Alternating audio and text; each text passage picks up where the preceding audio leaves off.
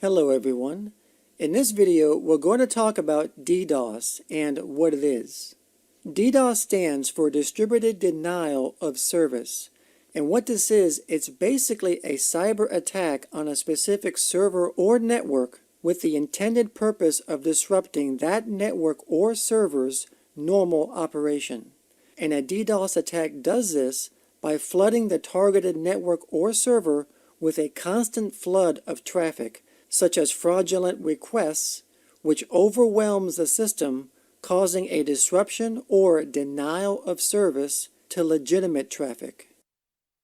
So for example, here we have a web server, and let's just say that this web server could belong to a company that sells their products over the internet. And over here we have a couple of customers with their computers that are browsing the company's website, looking at the company's products or services. Now let's just say that someone just wanted to do an attack on this company's web server. And let's just say that they're going to attack the server for whatever reason. For example, maybe they don't like the company, or they don't like the owners of the company, or whatever. So what happens is the attacker is going to use their computer and their program to attack this server and flood it with fraudulent data traffic to try and disrupt its service. Now this is not a DDoS attack. This is just called a DOS attack, which stands for denial of service, because a DOS attack is an attack that's just coming from one source. Now normally a network or server is able to handle an attack from a single source, because it's easier to pinpoint. The server can just simply close the connection where the attack is coming from. So that's not really a problem. However, the problem is that what if an attack comes from multiple sources simultaneously? And that is what a DDoS is. A DDoS is an attack from multiple sources all at once.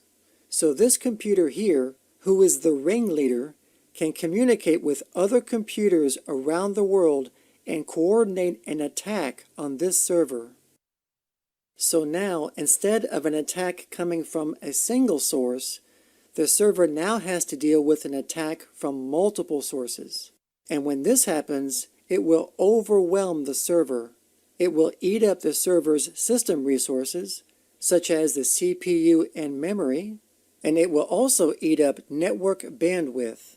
So as a result, these legitimate computers over here are going to be denied service because the server is too preoccupied in dealing with a DDoS attack. So the web pages that these computers want to access are either not going to load, or they are going to be very slow in loading, and they'll get that familiar spinning wheel of lag on their screens. So the question is, how does the attacker get other computers to get involved in a DDoS attack? And the simple answer is by using malicious software. The attacker will develop a malware program and distribute it over the internet and put it on things like websites and email attachments. So if a vulnerable computer goes to these infected websites or opens these infected email attachments, the malware will be installed on their computer without the owner even knowing that their computer has been infected. So now their computer has been recruited in an army of other infected computers to perform a DDoS attack. And this army of infected computers is what's called a botnet. Now this botnet is not just limited to a few computers. This botnet could be hundreds or even thousands of computers that are scattered all over the world. So now this botnet can be controlled like an army, waiting to receive instructions from the attacker, who is now like a centralized command and control center for the botnet.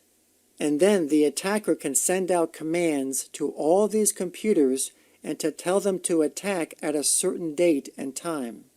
And then once that set time is reached, the attack begins.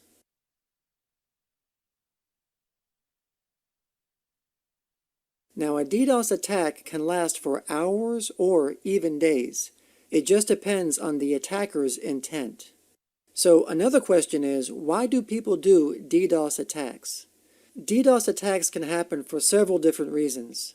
For example, it could be for financial reasons, and the attacker is DDoSing a competitor in the marketplace. It could also be for maybe political reasons. Maybe they don't like the targeted organization's beliefs.